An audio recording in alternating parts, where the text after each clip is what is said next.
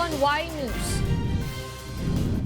Consumers and small entrepreneurs complain over unexpected price increase of basic commodities, which prompted one senator to conduct a probe on train law implementation. The Land Transportation Franchising and Regulatory Board maintains they have not approved Grab's 2 peso per minute travel time rate. And the House panel approves the proposed Bangsamoro Basic Law, but one lawmaker from Mindanao questions the passage of the bill. Y News begins now.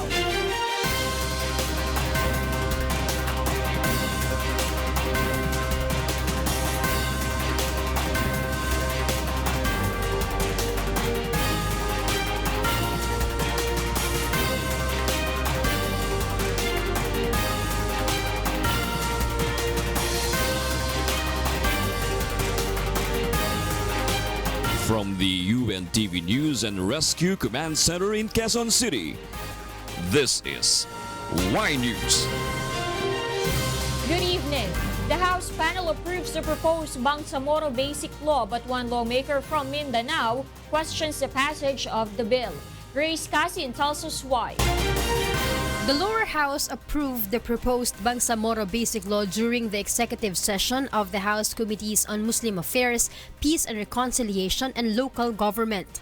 2 of the 3 committees voted in favor of the passing of the bill without any amendments. The approved BBL bill was the Palace and the Bangsamoro Transition Commission or BTC version, authored by House Speaker Pantalon Alvarez. But Zamboanga 1st District Representative Celso Lobregat questioned the passage of the bill, saying the hearings conducted by the committee in Metro Manila and in Mindanao were now useless because the Joint Committee approved the bill without amendments.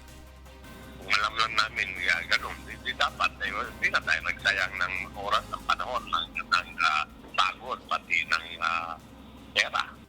According to Anak Mindanao Party List Representative Amihilda Sangkopan, they will not accept a watered-down version of the BBL. For if the BBL will be designed to fail the gains of the previous peace agreements, then better no BBL at all. The House leadership has yet to comment on the passage of the BBL. The committee will meet again when the session resumes on May 15 to finalize the committee report. Once the committee report was approved, the bill will be submitted to the plenary for further deliberations. Lobregat notes that if the House leadership will not accept their proposed amendments, they might question the legality of the bill in Supreme Court. Dami mga provision na talagang unconstitutional or problematic. Kung yun ang ipapasa, tapos yung then i-adapt sa Senate, which I hope does not happen, talagang sigurado, Korte Supremang lapit ito. Meanwhile, the Senate version of the BBL is still being debated upon in the plenary. The Committee of Senator Mig Zubiri targets to have it passed on May 23. Grace Casin, UNTV News and Rescue, House of Representatives. The Land Transportation Franchising and Regulatory Board maintains that they have not approved Grab's 2 peso per minute travel time rate. Grab, however, claims otherwise. Joanano will tell us why. The Land Transportation Franchising and Regulatory Board has started a hearing on the alleged issue of overcharging of Grab on their passengers earlier today.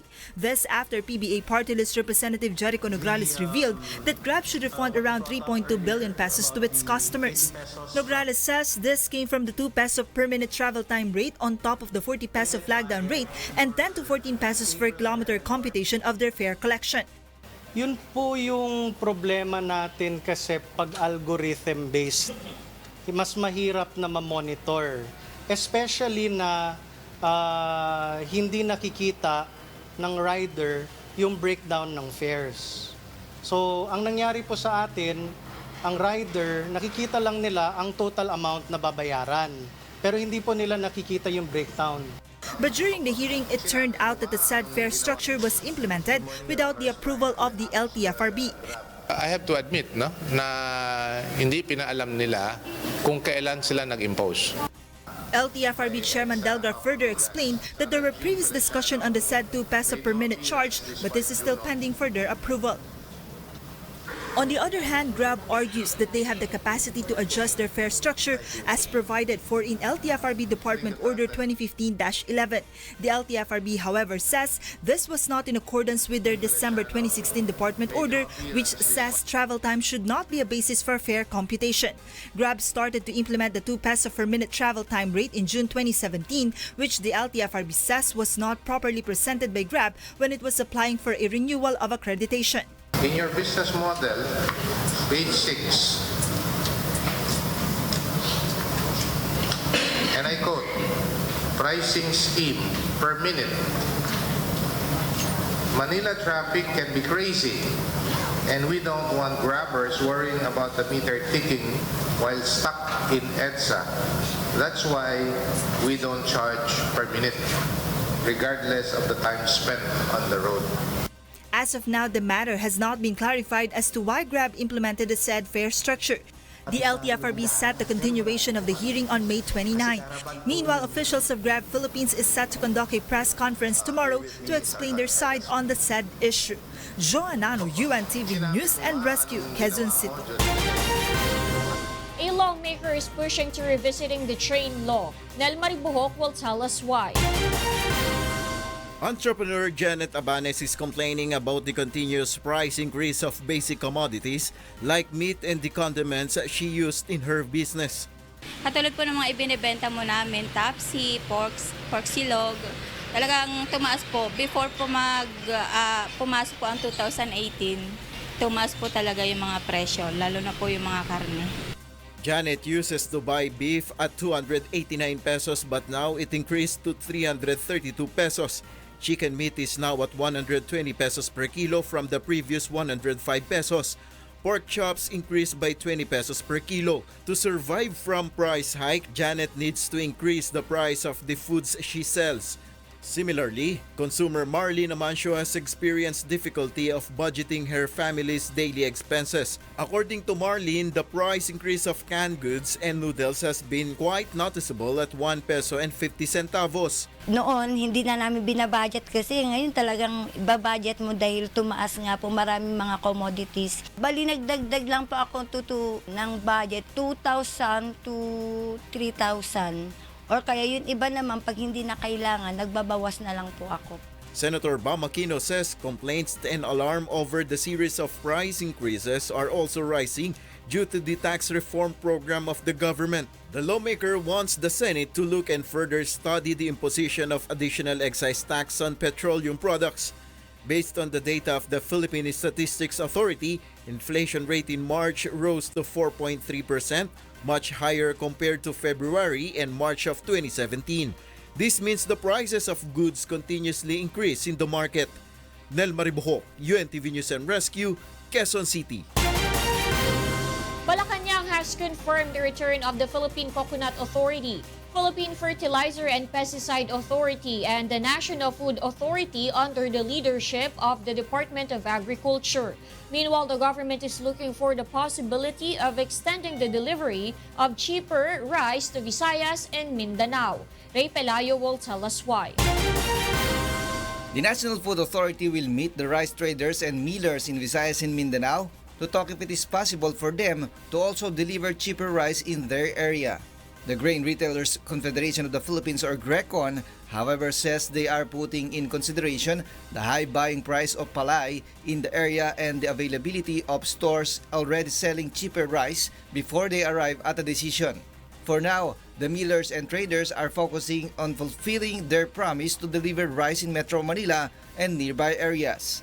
By April 19, they are expecting that rice to be sold at 39 pesos per kilogram are already available in all markets of the National Capital Region. The supply of Tulong sa Bayan rice is coming from Nueva Ecija, Isabela, and Bulacan. The group also clarifies that their stocks are freshly harvested, unlike some of their much cheaper commercial rice. Yung inano namin na binibigay, yung talagang pang-servisyo doon para sa commitment namin kay Presidente. GRECON President Jaime Magbanwa also says President Rodrigo Duterte has pulled the National Food Authority, Philippine Coconut Authority, and the Philippine Fertilizer and Pesticide Authority back to the Department of Agriculture, which the Malacanang has confirmed. Presidential spokesperson Secretary Harry Roque says the transfer was mentioned by President Duterte last night during their meeting with the traders and other government officials. It was also agreed that 3 agencies will be returned as line agencies to the Department of Agriculture. This will include the NFA. This will also include the Philippine Coconut Authority as well as the Fertilizer and Pesticides Authority. The NFA said that they are ready to cooperate whoever department they will be subjected. Ang importante, maayos natin itong ating issue na kakulangan sa buffer stock ng NFA. Ray Pilayo, UNTV, News and Rescue, Quezon City. Presidential spokesperson Harry Roque reiterates that the Duterte administration did not abolish the National Food Council. The Development Bank of the Philippines also requested to be relieved as NFA Council member and is replaced by the Department of Social Welfare and Development. Consequently, Cabinet Secretary June Evasco no longer chairs the NFA Council. Now, because the NFA is now under the Department of Agriculture anew, the Cabinet Secretary, Leoncio B. Evasco, will no longer be part of the NFA Council. Retailers are complaining of the losses they have incurred for selling rice from Nueva Ecija at a cheaper price. Monokson will tell us why. Lita had been supplied with 40 sacks of cheaper price rice at her stall in Murphy Market. She is selling it for 39 pesos per kilo, just like what the National Food Authority told them. But Lita hopes that they'll be given higher profit because they do not earn more on selling the rice at a cheaper price. Okay naman siya, kaya lang wala talaga kaming kita. Piso lang ang tubo, kung ma-short tapos yung plastic pa. Tapos nakakapagod. She couldn't pay her supplier in cash, so she was given 7 days to issue a check. And she was advised that she can only sell for a maximum of 5 kilos per customer. On the other hand, retailers in Mega Qmart have not received sacks of cheaper rice. But according to one stall owner, many buyers still want high-quality rice. Pero mas gusto pa rin nila yung commercial dahil medyo madilaw nga yata yung parating. Siyempre, mas gusto pa rin ng tao yung maputi tsaka may lasa.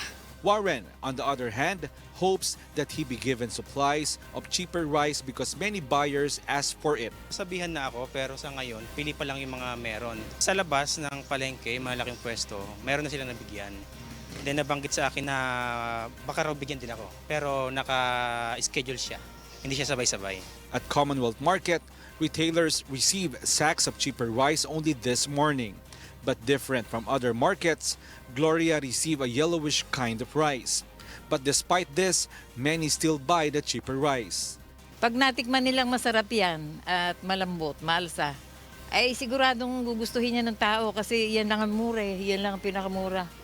Ang tagal-tagal na nga naghahanap yung mga tao ng murang bigas. Tomorrow, many markets in Metro Manila will be supplied with cheaper priced rice from the NFA. Mon Hokson, UNTV News and Rescue, Quezon City. Authorities will conduct an inventory on the smuggled rice ferried by MV Diamond 8 seized by the Philippine Navy. Bernard Dadis will tell us why.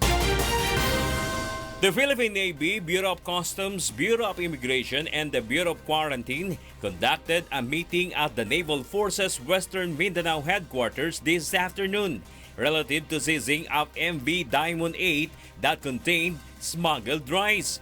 The meeting was held in preparation for the joint inventory that will be done on over 27,000 sacks of smuggled rice estimated to be worth 67 million pesos. MV Diamond 8 was seized by the Philippine Navy conducting patrols last Saturday in the waters of Olotanga, Zamboanga, Sibugay. We want to turn this over, these goods to the proper agencies, and then yung sa crew naman, doon naman sa Bureau of Immigration, as far as the goods are concerned, to turn over namin ito sa Bureau of Customs. The Bureau of Customs, for its part, says that aside from the inventory, they will also check for other illegal cargoes, such as illegal drugs and other contrabands the ship might contain. So on the outset, nakita po natin bigas yan. And later on, nakakita tayo ng mga droga, lahat po ng siguro naman sa atin dito ay galit sa ganyan. Then we can file charges against them. After the inventory, the smuggled rice will be then turned over to the Bureau of Customs for investigation. Bibigyan din natin ng oportunidad yung mga may-ari nito kasi we're not also anti-trade. In fact, we are for trade facilitation. Kung ito na may legitimate mga traders na nagkataon lang nasiraan at napunta dito, na-apprehend, dapat ilabas nila ang kanilang mga depensa or ebidensya to that end. Meanwhile, charges to be filed against the owner and crew members of MV Diamond 8 as well as the owner of the smuggled rice will defend on the result of the investigations. Bernard Dadis, UNTV News and Rescue, Philippines.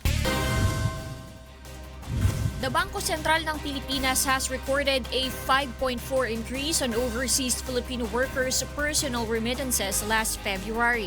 Based on BSP database, it said February personal remittances reached $2.5 billion. Thus, a total of $5.2 billion was accumulated for the first 2 months of the year.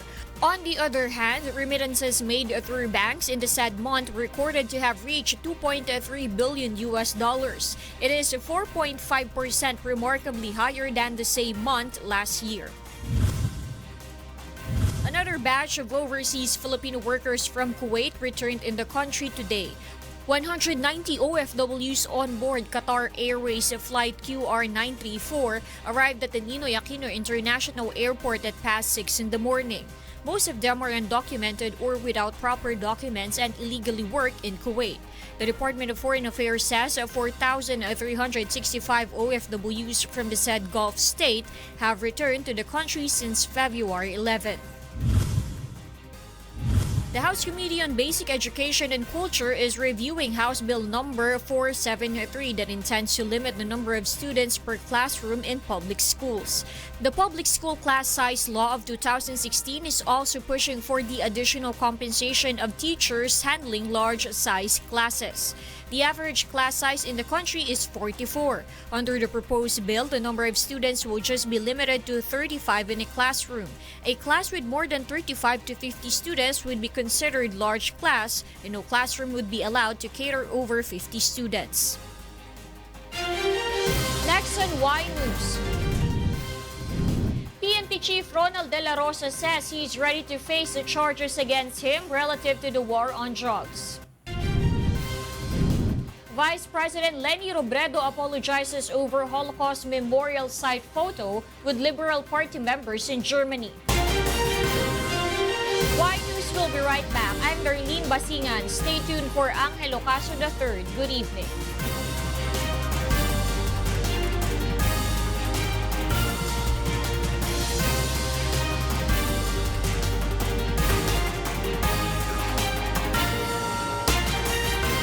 On Y News tonight, consumers and small entrepreneurs complain over unexpected price increase of basic commodities, which prompted one senator to conduct probe on train law implementation. Land Transportation Franchising and Regulatory Board maintains they have not approved Grab's 2 peso per minute travel time rate. The House panel approves the proposed Bangsamoro Basic Law, but one lawmaker from Mindanao questions the passage of the bill. The Land Transportation Franchising and Regulatory Board maintains that they have not approved Grab's 2 peso per minute travel time rate. Grab, however, claims otherwise. Jonano will tell us why. The Land Transportation Franchising and Regulatory Board has started a hearing on the alleged issue of overcharging of Grab under passengers earlier today.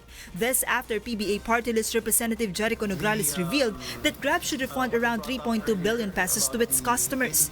Nograles says this came from the 2 peso per minute travel time rate on top of the 40 peso flag down rate and 10 to 14 pesos per kilometer computation of their fare collection.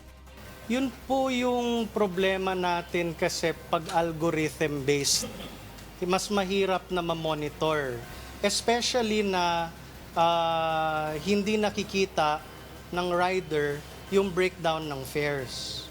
So, ang nangyari po sa atin, ang rider, nakikita lang nila ang total amount na babayaran. Pero hindi po nila nakikita yung breakdown.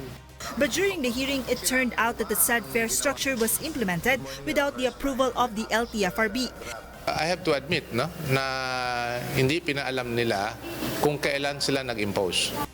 LTFRB Chairman Delgar further explained that there were previous discussion on the said 2 peso per minute charge, but this is still pending further approval. On the other hand, Grab argues that they have the capacity to adjust their fare structure as provided for in LTFRB Department Order 2015-11. The LTFRB, however, says this was not in accordance with their December 2016 Department Order, which says travel time should not be a basis for fare computation. Grab started to implement the 2 peso per minute travel time rate in June 2017, which the LTFRB says was not properly presented by Grab when it was applying for a renewal of accreditation. In your business model, page 6, and I quote, pricing scheme per minute. Manila traffic can be crazy, and we don't want grabbers worrying about the meter ticking while stuck in EDSA. That's why we don't charge per minute, regardless of the time spent on the road. As of now, the matter has not been clarified as to why Grab implemented the said fare structure. The LTFRB set the continuation of the hearing on May 29. Meanwhile, officials of Grab Philippines is set to conduct a press conference tomorrow to explain their side on the said issue. Joanano, UNTV News and Rescue, Quezon City. Senator Bam Aquino believes that complaints and alarm over the series of price increases are rising due to the tax reform program of the government. The lawmaker wants the Senate to look and further study the imposition of additional excise tax on petroleum products. Based on the data of the Philippine Statistics Authority, inflation rate in March rose to 4.3%, much higher compared to February and March of 2017. This means the prices of goods continuously increase in the market. The House panel approves the proposed Bangsamoro Basic Law, but one lawmaker from Mindanao questions the passage of the bill. Grace Casin tells us why. The lower house approved the proposed Bangsamoro Basic Law during the executive session of the House Committees on Muslim Affairs, Peace and Reconciliation, and Local Government. 2 of the 3 committees voted in favor of the passing of the bill without any amendments. The approved BBL bill was the Palace and the Bangsamoro Transition Commission or BTC version, authored by House Speaker Pantalon Alvarez. But Zamboanga 1st District Representative Celso Lobregat questioned the passage of the bill, saying the hearings conducted by the committee in Metro Manila and in Mindanao were now useless because the Joint Committee approved the bill without amendments. Kung alam lang namin ganun, di dapat, hindi na tayo nagsayang ng oras, ng panahon, ng pagod, pati ng pera. According to Anak Mindanao Party List Representative Amihilda Sangkopan, they will not accept a watered-down version of the BBL. For if the BBL will be designed to fail the gains of the previous peace agreements, then better no BBL at all. The House leadership has yet to comment on the passage of the BBL. The committee will meet again when the session resumes on May 15 to finalize the committee report. Once the committee report was approved, the bill will be submitted to the plenary for further deliberations. Lobregat notes that if the House leadership will not accept their proposed amendments, they might question the legality of the bill in Supreme Court.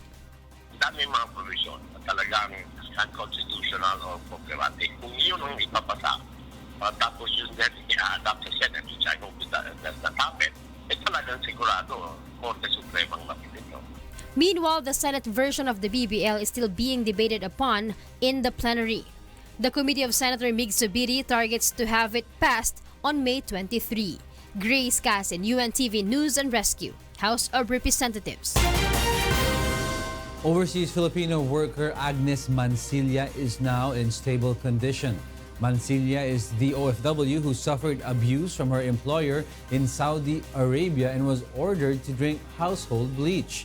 The Department of Foreign Affairs says the Filipino worker is now in stable condition and is still confined at the Jizan King Fahd hospitals at Jeddah. Consul General Edgar Badajo says he will meet with authorities in Gizan who handle the case of Mansilla to determine the charges to be filed against her abusive employers.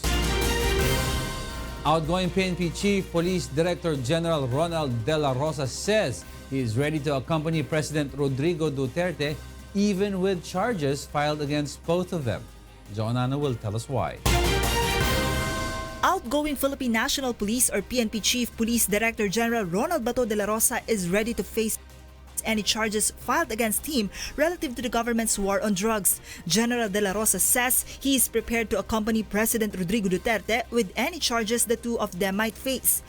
Handa ako. As I've said, I may sink or swim with my president.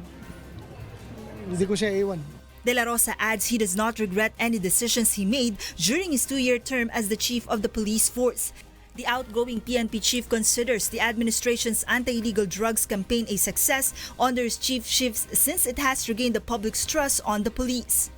Tuloy talaga natin yan dahil yan yung ating sinimula na. So it doesn't end with your retirement? No, it doesn't end. Yan ang pinaka-main focus sa Duterte administration. So tuloy-tuloy yan. Meanwhile, General De La Rosa also wants to study the Philippine penal system before taking the office of the Bureau of Corrections or Bucor Chief. Hindi man ako papasok doon sa Bureau of Corrections as the Chief PNP. Kung Chief PNP lang ako, din ang concern ko talaga is war on drugs lang. Tapusin yung problema sa droga dyan. But that is my primary yan. Then, yung next na long-range objective is i-improve nga talaga yung sistema ng Bureau of Corrections. General De La Rosa believes that once the problems on the country's correctional system are resolved, it will result in resolving the problems on illegal drugs inside the country's penitentiaries. Joanna, UNTV News and Rescue, Philippines. The Philippine National Police has relieved several officials following plunder complaints filed at the office of the Ombudsman. Aiko Miguel will tell us why. Effective today, the current director of the PNP Directorate for Integrated Police Operations Southern Luzon, Police Director Benjamin Lusad, is dismissed from his position. Lusad was a former head of the Special Action Force. This after the official was charged with plunder at the office of the Ombudsman. The case is relative to his failure to dispense the daily subsistence allowance of the staff members from 2016 and 2017. There are 2 officers involved and 2 non-commissioned police officers.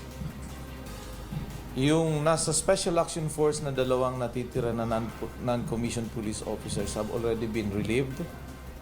PNP spokesperson Chief Superintendent John Bulalakaw states also relieved from position was former Sub-Budget and Fiscal Officer, Senior Superintendent Andre Dizon, and his staff, namely SPO2 Myla Salazar Bustamante and SPO1 James Irica. Bulalakaw says this intends to give way for the ongoing investigation of the Ombudsman. Outgoing PNP Chief Police Director General Ronald de la Rosa has earlier said he was not convinced with Lusad's justification on the issue.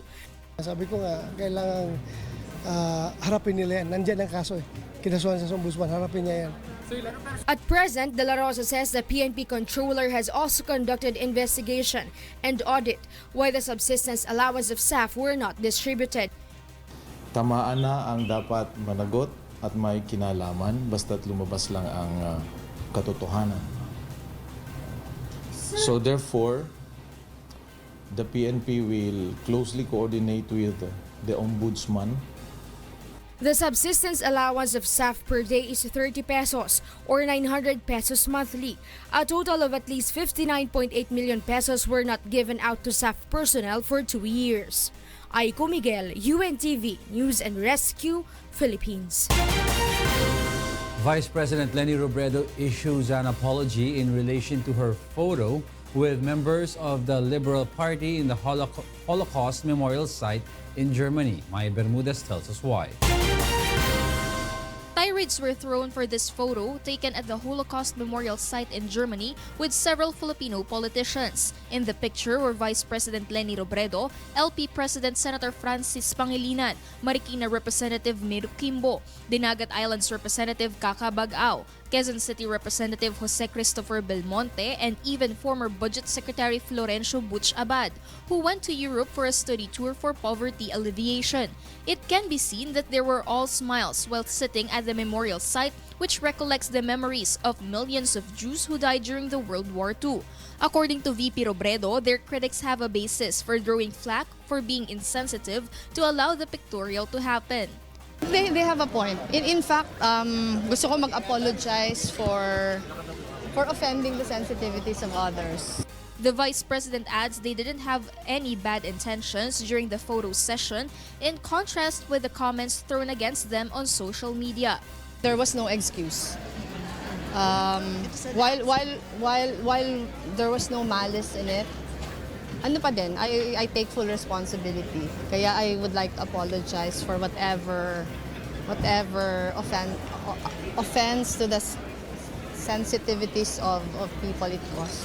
Representative Bagilat, who publicized the photo, also apologized over the incident, saying they totally understood the plight of the Jews under the Nazis and they condemn any kind of injustice in the world and in the country. He appeals for the same kind of condemnation to the incidences of extrajudicial killings in the country.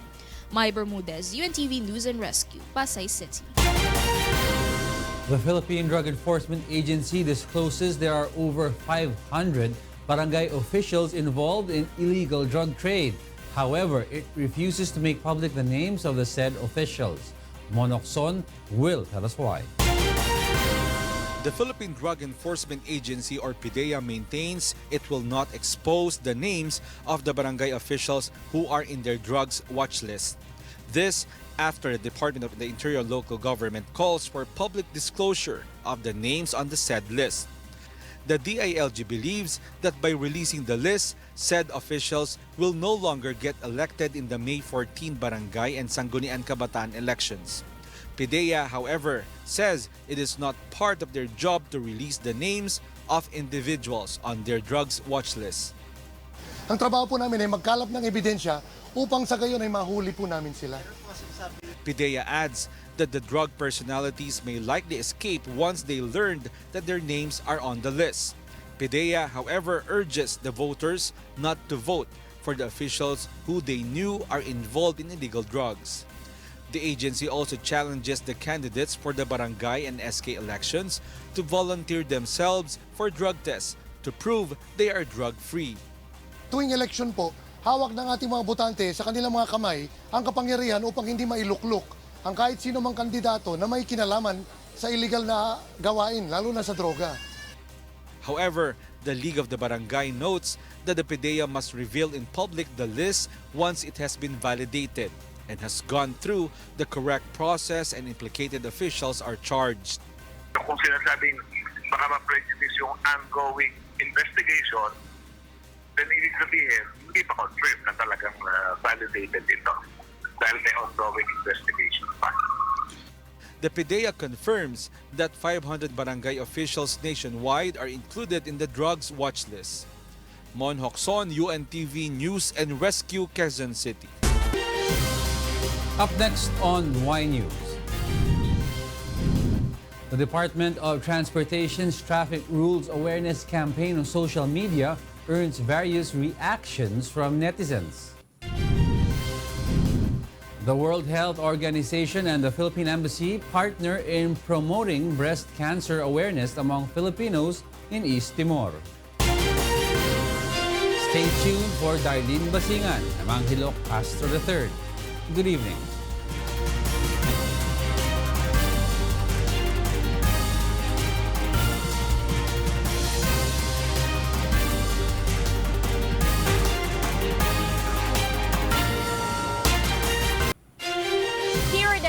On Y News Tonight. Consumers and small entrepreneurs complain over unexpected price increase of basic commodities, which prompted one senator to conduct a probe on chain law implementation. The Land Transportation Franchising and Regulatory Board maintains they have not approved Grab's 2 peso per minute travel time rate. And the House panel approves the proposed Bangsamoro Basic Law, but one lawmaker from Mindanao questions the passage of the bill. Senator Bam Aquino believes that complaints and alarm over the series of price increases are rising due to the tax reform program of the government. The lawmaker wants the Senate to look and further study the imposition of additional excise tax on petroleum products. Based on the data of the Philippine Statistics Authority, inflation rate in March rose to 4.3%. Much higher compared to February and March of 2017. This means the prices of goods continuously increase in the market. The Land Transportation, Franchising and Regulatory Board maintains that they have not approved Grab's 2 peso per minute travel time rate. LTFRB Chairman Dela further explains there were previous discussions on the said 2 peso per minute charge, but this is still pending for their approval. On the other hand, Grab argues that they have the capacity to adjust their fare structure as provided for in LTFRB Department Order number 2015-11. The LTFRB, however, says this was not in accordance with their December 2016 Department Order, which says travel time should not be a basis for fare computation.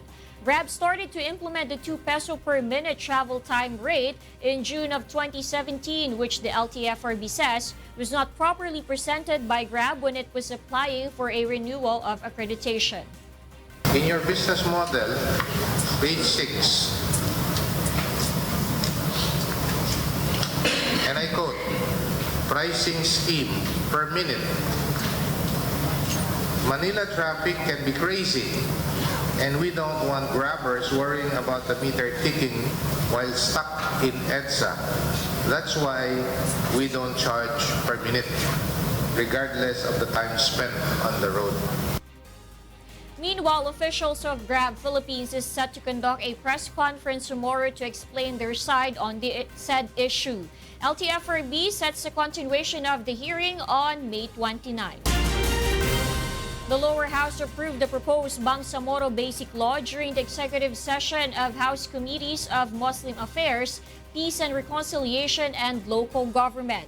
2 of the 3 committees voted in favor of passing the bill without any amendments. The approved BBL bill was the Palace and the Bangsamoro Transition Commission, or BTC version, authored by House Speaker Pantaleon Alvarez.